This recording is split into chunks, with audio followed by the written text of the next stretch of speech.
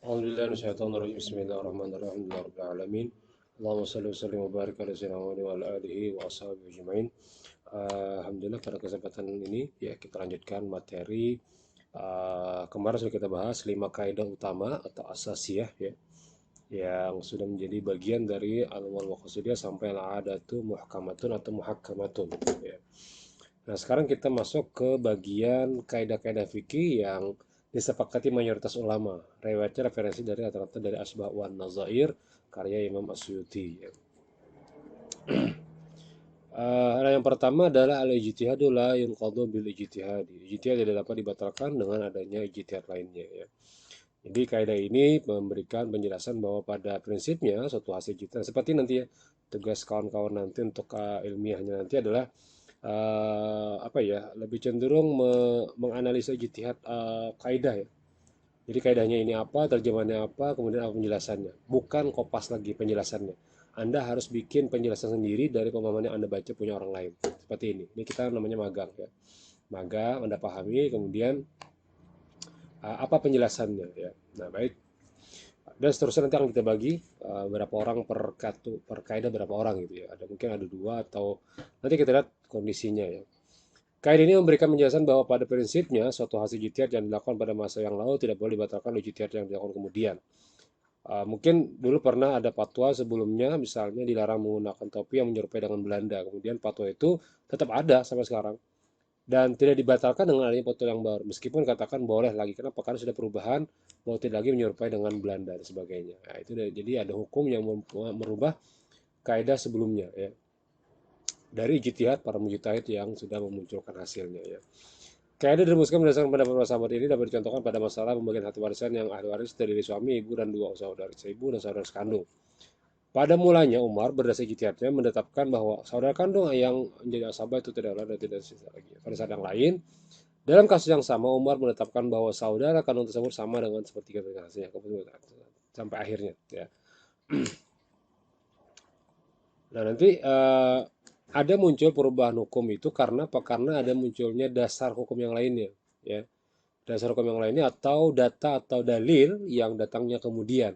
Sehingga al-ijtihad yang qadu bil ijtihad tidak bisa dijadikan sebagai kasus bahwa ijtihad ini bisa dibatalkan dengan ijtihad yang lainnya. Nah, ini salah satu contohnya. Boleh Anda cari contoh yang lain nantinya, ya. Tapi jangan ini contohnya ini kan ada lagi diumpati. Ya, ini contoh ini ada lagi diumpati.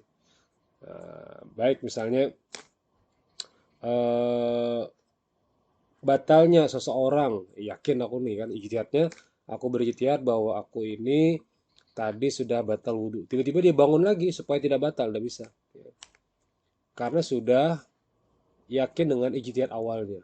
Nah, makanya kalau misalnya ada orang sholat kemudian dengan tayamum di perjalanan kemudian ada hujan, nah maka dia boleh berijtihad lagi. Apa ijtihadnya, mengulang sholatnya atau cukup saja dengan sholat yang tadi? Seperti cerita pada hadis Nabi, dua orang sahabat yang melaksanakan tayamum, kemudian sholat, kemudian ketika dengan ketemu Nabi lagi, yang satu melanjutkan mengulang sholatnya, yang satunya lagi tidak. Maka kata Nabi, yang mengulang dapat dua pahala, yang tidak mengulang juga asabah, sudah dapat saja, cukup. Nah itu kategori ijtihad mereka menggunakan tayamum ketika di perjalanan tidak ada air. Nah, itu tidak bisa aja. Tapi ya sah saja ketuanya. Kenapa? La yang kudubil ijtihad. Ijtihad tidak dapat dibatalkan dengan ijtihad. Ya.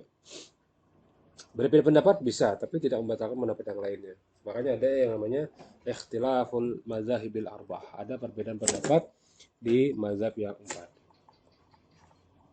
Kaidah kedua, ikhtilaful ahkamil ijtihadiyah bi ikhtilafil bai'ati wal aqtar. Perbedaan hukum ijtihadiyah itu disebabkan perbedaan lingkungan dan wilayah. Ya. Jadi yang namanya perbedaan pendapat di Banjarbaru dengan Malaysia mungkin beda pendapatnya. Antara melihat hilal itu sudah beda. Ya. Berdasarkan lingkungan dan wilayahnya. Ya. Jar wilayah Saudi kami hari ini puasa. Jar Indonesia belum, kami besok. Kenapa? Karena kami kadang melihat hilalnya gitu ya. Nah ini contoh aplikasi contohnya. Jadi nanti ada Anda jelaskan, ketik dulu Arabnya, jangan karena ini kalau bisa di kopas nih.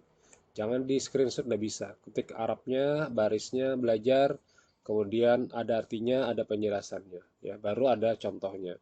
Nah, contohnya boleh Anda kembangkan satu, dua, atau tiga ya, tiga contoh lah minimal ya, biar mengembangkan kemampuan dalam apa ya, membaca kaidah fikih ya. Yang ketiga, idza ijtama al-halal wal haramu ghulibal haram. Jika ketemu yang halal dengan yang haram, maka yang dimenangkan adalah yang haram. Ya. Nah, misalnya untuk pemahaman ini bahwa apa? Jika terkumpul, nah ini namanya analisa ya. Jika terkumpul antara kondisi sesuatu makanan atau barang atau sejenis itu yang halal dan yang haram tergabung, maka yang dimenangkan adalah yang haram. Jual daging, kemudian ada anak kecil dicampurnya antara daging babi dengan daging yang sapi. Apakah bisa dipisah lagi? Tidak bisa lagi. Udah, maka semuanya menjadi haram. Kenapa? Karena tidak bisa dipisahkan lagi. Ya. Atau ada minuman yang sifatnya halal tercampur dengan yang haram, maka semuanya menjadi haram. Ya.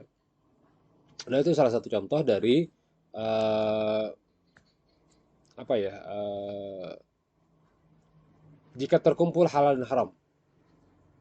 Tapi kalau duit riba, pengecualian ya, uang riba atau uang bunga yang sifatnya di tabungan itu bisa dipisahkan kan, karena ketahuan berapa bunga yang saya dapatkan selama sebulan, setahun sebagainya. Bisa dihitung, kemudian keluarkan, niatkan bahwa itu adalah ingin membersihkan daripada harta-harta yang mungkin dikategorikan haram. Ya, bukan berarti uang halal dan uang haram tercampur itu menjadi haram semuanya tidak, tapi konteksnya uang halal dan uang haram itu bisa diukur ya, bisa diukur, bisa dihitung. Jika ini bisa dihitung berapa persen yang haram, maka dipisahkanlah dan diberikan kepada yang mungkin lebih berhak atau disumbangkan saja duitnya, jangan dimakan ya. Duit riba tidak boleh.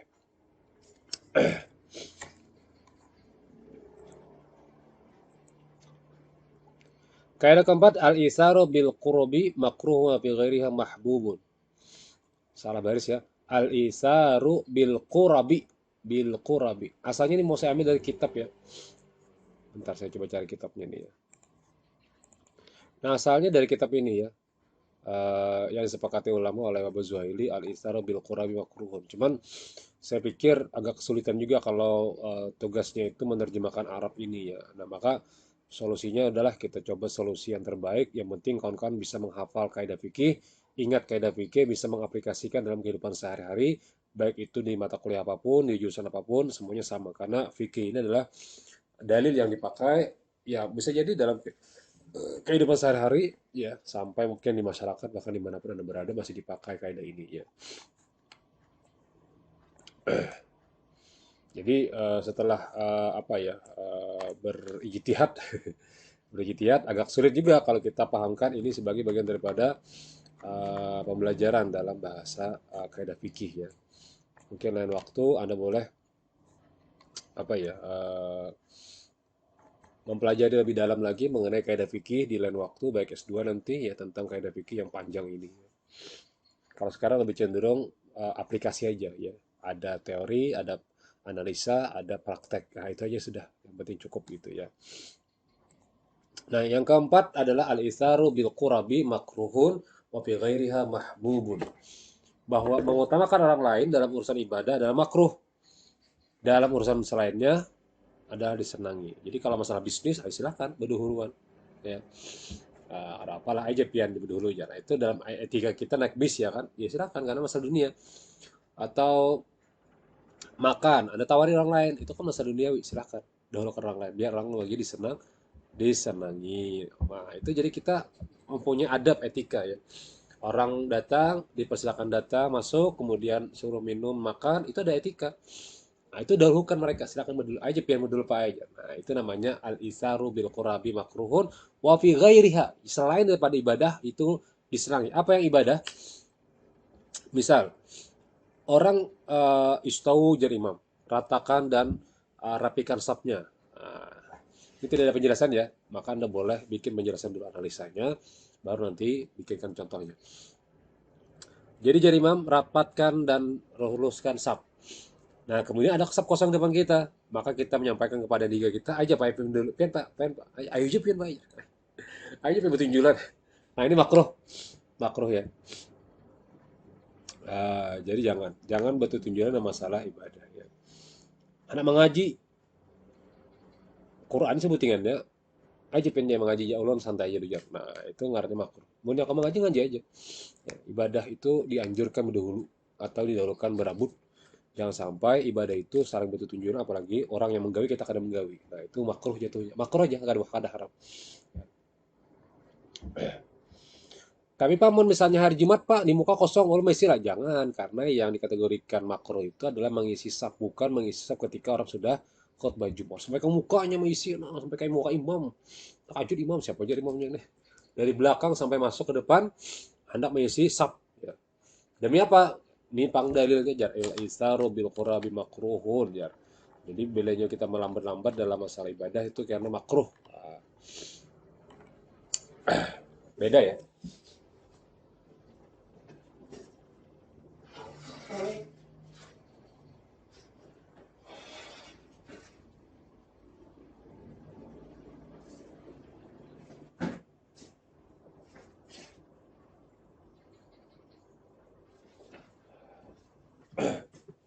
Nah, gitu ya. Nah, saya itu. Kaidah kalimat tabi'u tabi'un. Agar itu ada pihak yang mengikuti. Tabi'u la yufradu bil hukmi. Pengikut hukumnya tidak tersendiri. Jadi bahasa kitanya ada transaksi jual beli bunting. Misalnya kita nukar kambing nih, ada anaknya, maka dari kaidah ada tabi'u tabi'un. Apa yang kita jual, apa yang kita beli itu mengikut include dalamnya. Ya, semalam pernah kita bahas ketika membeli rumah dan tanahnya, maka jika ada tanah itu ada harta karun, maka dalil kaidahnya adalah at-tabi'u tabi'un, yang di dalam tanah itu atau harta karun itu jadi hak milik kita. Kenapa? Dalil kaidahnya adalah tabi'u tabi'un. Ini kaidah yang disepakati ulama ya. Nanti ada kaidah yang tidak disepakati ulama, tapi kita pakai yang disepakati ulama dulu ya. Bahwa seandainya ada transaksi tersebut, maka akad jual beli yang diadakan tersebut termasuk juga dalam anak yang dikandung binatang tersebut. Nukar ayam, sudah anak beranak atau behintalo. Ah, itu sudah include gara kau lagi. Pas ditukari, esoknya behintalo banyak benar. Nah, itu termasuk sudah include dalamnya. Dari kaidahnya apa, Pak? At-tabi'u tabi'un. Nah, silakan Anda cari nanti kaidah yang lainnya. Maunya kau itu dari awal, dari sekarang Anda bikin kaidah apa contoh. Supaya nanti ketika ada tugas, akhir, sudah langsung menggawinya lagi. Ya. Seandainya ada sembelihan hewan yang sedang bunting, ternyata ditemukan anak yang telah mati dalam kandungan. Dalam hal ini sembelihan anak tersebut juga masuk dalam penyembelih induknya. Nah, atau kaidah yang contoh lainnya, ada orang yang menyembelih sapi. Ternyata dalam sapi itu ada anaknya juga. Jikanya masih hidup, boleh disembelih lagi. Tapi kalau kada hidup, include sudah otomatis halal untuk dimakan. Kenapa? At-tabi'u tabi'un. Seandainya ada ulat dalam buah-buahan, seperti dalam sayur, maka boleh dimakan karena tidak bisa dipisahkan lagi. Nah, itu kalau lagi aja kita makan buahnya sudahnya. Nah, itu include di dalamnya ya. Atau yang lain-lainnya ada boleh contoh-contoh lainnya, gila ya. Oke, nah ini kasus di mana huruf Arabnya itu tidak support. Jadi nanti Anda harus cari huruf Arab yang support. Ya standar aja gunakan Word di komputer Anda itu Word sudah pakai ada Word aplikasi yang di pinggir di sini lah. Ada kalau yang paling bawah itu pilihan Word, nah kayak ini. Nah ini kan ada Inggris, ada Indonesia, Malaysia, apa, bahasa Melayu. Nah saya ada pilihan banyak sekali di sini, ada Indonesia, ada bahasa Malaysia, ada Urdu karena ada beberapa yang harus ditulis dengan bahasa Urdu, ada juga yang bahasa Melayu, Melayu Banjar. Ya ada juga dipakai-pakai di sini ya.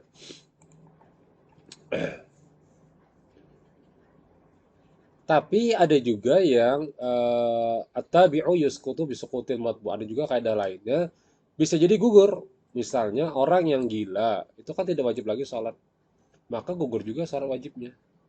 Orang yang telah merukup apa ia harus tahallul dan mengerjakan amalan umrah, tawaf dan sebagainya. Ya.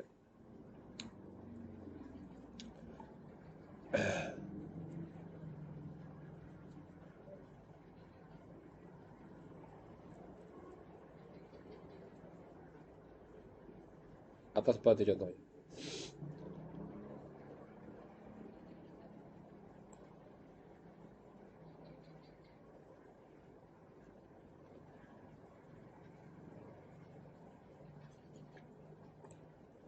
Orang bodoh karena luka di depannya kalau lah basuh mukanya, orang oh, otomatis gugur wajahnya, maka bolehnya tayamum. Ya, tapi menyakau basuh yang lain basuh dulu baru tayamum. Ya, tidak kita bahas. Kemudian at-tabi'u la yataqaddamu 'ala al-matbu', agar itu tidak mendahului yang diikuti. Contoh bahwa seorang imam tidak dibenarkan mendahului imam. Atau ketika salat jamaah yang banyak sekali biasanya memerlukan seorang makmum sebagai penyambung balik antara imam dengan makmum safu belakangnya. Maka jika memang kebetulan namun tidak boleh mendahului takbiratul ihram lainnya, maka bisa yang di belakangnya adalah penyambungnya. Jadi at-tabi'u la yataqaddamu 'alal matbu'. Kita nih takbir di belakang Allahu Akbar sembahyang. Kita kadang melihat imam. Karena imam paling depan, kita paling jauh benar. Misalnya di UIN. Sembahyang di Masjid UIN, karena saking banyaknya sembahyang Jumat, biar sembahyang di Pasca Sarjana. Maka yang pengikuti siapa? Kalau suara kada sampai, maka yang diikuti adalah yang di depan kita atau al-matbu' yang di depan kita, yaitu makmum yang di depan kita. Itulah yang menjadi bagian daripada apa ya? Yang kita ikuti. Nah, itu ya. Yuktafaru fit tawani wa ma la yuktafaru fil awail. Dapat dimaafkan bagi yang meniru, tidak dimaafkan bagi yang memulai. Salam di masjid, ya boleh saja etika di masa saja ya. Uh, yang kita katakan masjid, ya udah, ya boleh semua masuk dimanapun anda etikaf, mau di pinggir, mau di ujung sama saja ya.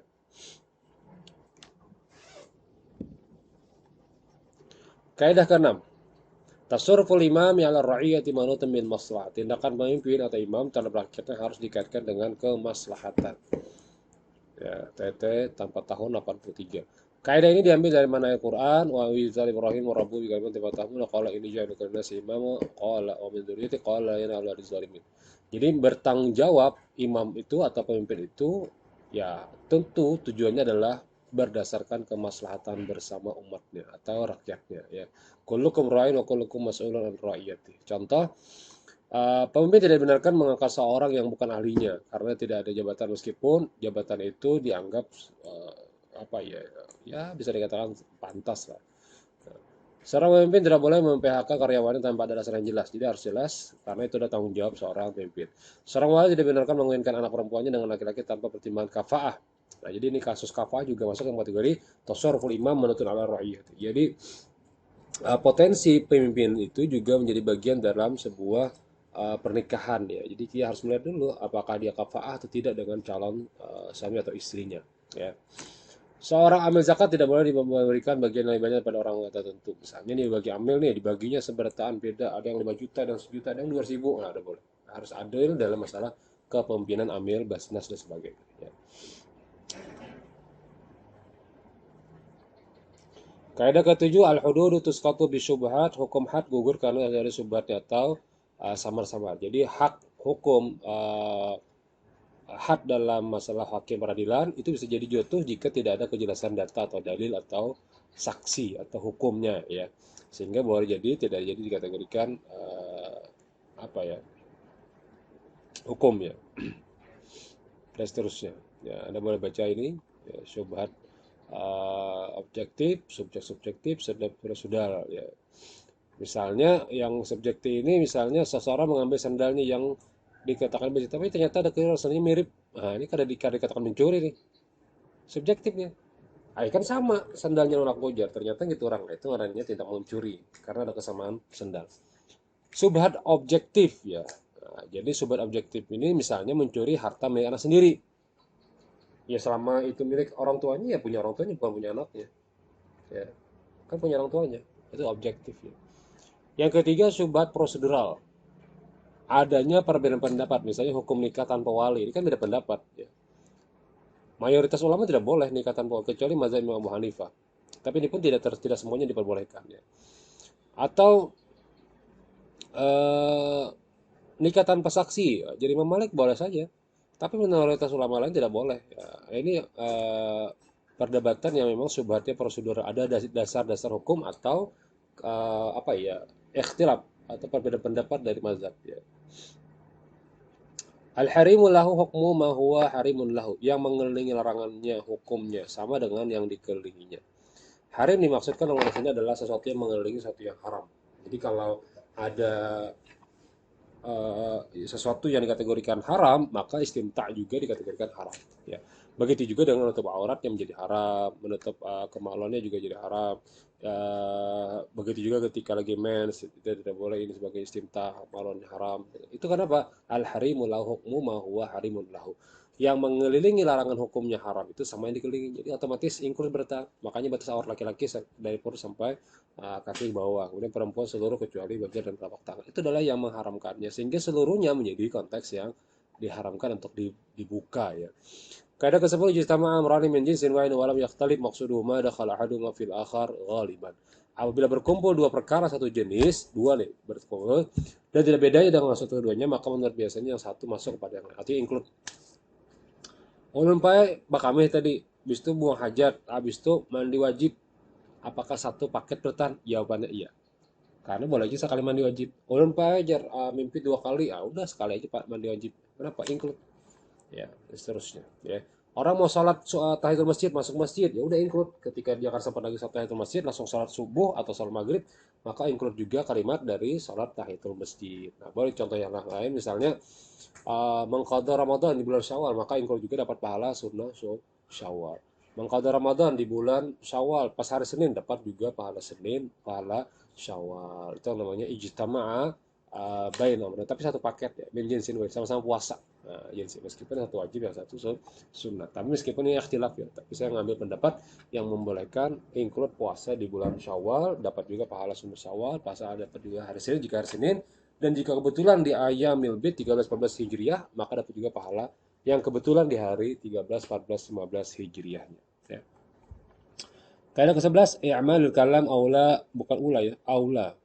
Salah nih, salah baris. Nanti kalau ada kebetulan yang ini diganti jadi aula min ihmali. Mengamalkan maksud dalam satu kalimat lebih utama daripada mengabaikannya. Ya. Jadi jar seorang, aku wasiatkan seluruh hartaku ini gasan si anu. Kada boleh, karena wasiat itu tidak boleh diberikan kepada lebih daripada sepertiga warisan. Nah, itu ngarannya kalau dipakai kalimatnya. Ya. Tapi maksudnya jelas bahwa wasiat itu boleh, tapi kada boleh diberikan lebih daripada sepertiga harta. Karena ada masih waris, ya waris. Kecuali tidak ada warisnya, boleh diwasiat ya. Kaidah ke-12, al-kharaju bid-dhaman, hak mendapatkan hasil disebabkan oleh keharusan menanggung kerugian. Jadi kalau pian mempunyai ada pendapatan hasil oleh keharusan menanggung kerugian, maka tanggung jawabnya si pembeli itu tersebut. Misalnya dia membeli apa ya? Misalnya dia membeli baju ya, include dalamnya jika ada aib atau kerusakan, jadi si pembeli, jadi penjual, bila terdapat rusak belikan ya. Nah ini ngarannya al-kharaju bid-dhaman. Ya. Jika ada perjanjian, al-kharajnya ada perjanjian, bidomannya ada perjanjian. Tapi kalau tidak ada perjanjian, orang belikan baju atau tas atau makanya dengarnya garansi. Istilah garansi itu kaidah al-kharaju bidoman. Ya. Kaidah ke-13, al-khuruju minal khilafi mustahabun. Ini sering Anda dengar, keluar daripada khilaf itu dianjurkan. Ya, karena yang diutamakan itu adalah maslahatan, kebaikan bersama. Jangan mengutamakan dalil yang ikhtilaf, tapi akhirnya pertengkaran terjadi, perkelahian sesama jamaah. Hanya karena beda, satu pakai jikir nyaring, satu jikirnya kada boleh. Nah, akhirnya sini nyaring, sini kada. Sengaja yang nyaring benyar nyaring, yang kada magimit. Akhirnya terjadi perkelahian sama satu masjid. Hanya karena al-khuruj minal khilaf. Kalau misalnya di masjid itu orangnya zikir nyaring, kebetulan kita hadir di masjid yang kebetulan nyaring, ya gimit aja juga, ikuti aja. Jangan menyorangan gitu jarang itu. Orang berdoanya karena berdoa. Nah, itu kan artinya terjadi perselisihan pendapat ya. Orang misalnya di masjid, apalah kegiatan yang mungkin terjadi ikhtilaf. Dia akan mau datang, kenapa haram? Nah, itu kan nggak ada benar jadinya. Padahal tidak ada yang diperdebatkan. Karena sifatnya hanya ikhtilaf saja atau perbedaan pendapat. Gitu.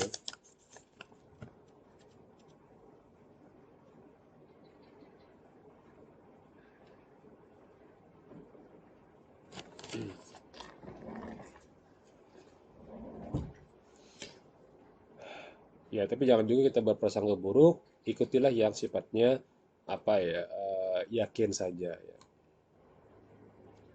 Masalah kasar atau tidak juga ikhtilaf juga, ya, silakan ya. Berapa jaraknya? Ambil jarak yang tidak ikhtilaf berapa? Ya sudah sampai 90 km udah pasti tidak ada ikhtilaf lagi itu. Ya.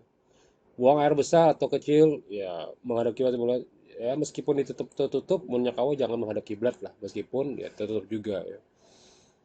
Perkawinan sarannya adalah dengan wali seorang ya. Meskipun boleh aja sebagai pelengkap gitu, tapi ya kita jangan juga mencari wali yang lain. Udah pakai aja wali orang tua sebagainya.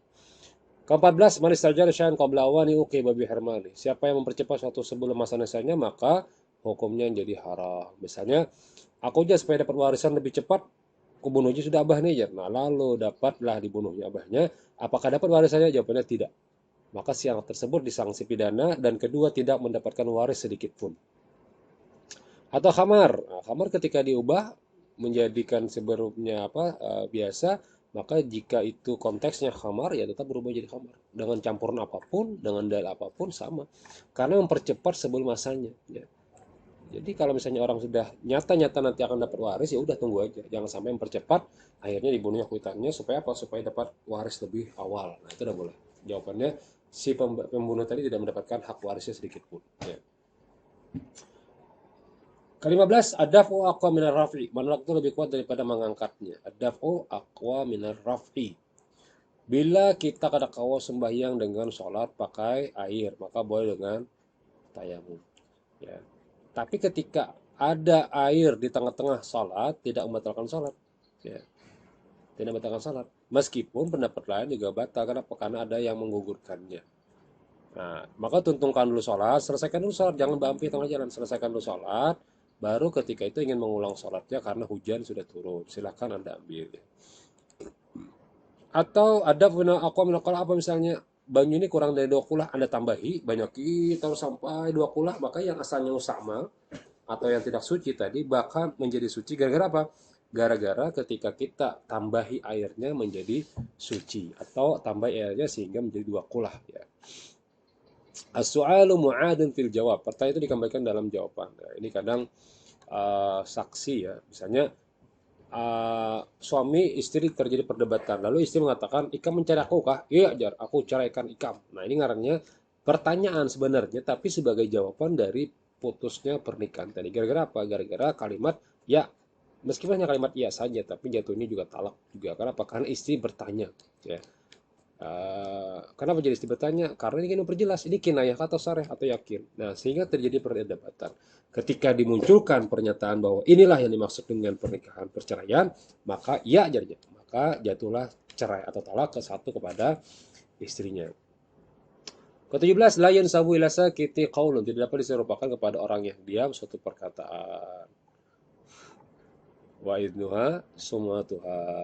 Jadi kalau minta izin lain sabila sakitnya qaulu, tidak diserapkan kepada orang yang diam suatu perkataan. Jadi orang diam itu jangan diasumsikan yang lain, meskipun ada khilaf juga yang berbeda pendapat, misalnya bahwa diamnya anak itu menunjukkan dia setuju ingin menikah, ya tanyakan juga, tanyakan dulu ya. Atau orang dituduh berzina, jangan diam aja, harus disampaikan ya. Tapi ini perbedaan pendapat ya. Pengecualian adalah jika orang itu dilamar, maka perempuan diamnya adalah izinnya. Tapi kebanyakan sekarang izinnya adalah dengan ditanya kembali. Apakah engkau setuju nak untuk menikah dengan dia? Nah, itu. Bila yang kada setuju, dia bilang, aku kada setuju. Udah. Tapi kalau dia diam, berarti dia setuju. Kaidah ke-18, maka aksar fi'lan kana aksar fadlan. Yang banyak yang dikerjakan tentu banyak utamanya juga. Ya. Banyak sholat sunnah, silakan. Witir, silakan. Ya, tapi lebih abdulnya misalnya sampai 11 rakaat saja. Sholat duha semakin banyak 8 rakaat bagus, tapi kalau lebih 30 rakaat kebanyakan. Meskipun aksar fadlannya, tapi yang sunnahnya adalah 8 rakaatnya ya. Dan seterusnya Anda carilah materi sini ada kalimatnya ya. Sholat duha, witir, membaca Al-Quran yang pendek-pendek ya. Dalam surat itu lebih baik daripada membaca surat panjang, tapi karena Nabi sering baca surat pendek. Jadi ini ikhtilaf. Aku jangan baca jadi imam baca surah Al-Baqarah juz 1 ayat 15 sampai 20. Ya bagus, tapi lebih bagus lagi kalau qul huwallahu ahad tapi tuntung satu surah. Nah, tapi kalau misalnya Anda beda pendapat ya mungkin namanya ikhtilaf ya. Jamaah dengan berjamaah sendiri dengan jamaah itu tentu bagus jamaah ya. Kaidah ke-19, al-mu'tadda afdhalu min al-qasir. Perbuatan yang orang lain lebih utama daripada menjadi seperti sendiri ya. Nih ya, menyapa belajar beribadah itu belajar, maka dikategorikan berjamaah belajar atau fardu itu dianjurkan ya, daripada kita sholat sunat ya. Al fardu afdal minan nafli, yang ke-20 dan terakhir, habis ini saya mau baca. Fardu itu lebih utama daripada sunat ya. Dari kalian ini pada bahwa yang utama adalah fardu. Jadi kalau sudah qomat jangan lagi semuanya sunat, langsung aja ikut sholat wajib dan seterusnya. Anda boleh lihat di sini ya. Demikian, subhanakallah wa bihamdika asyhadu an la ilaha illa anta astaghfiruka wa atubu ilaik. Wassalamualaikum warahmatullahi wabarakatuh.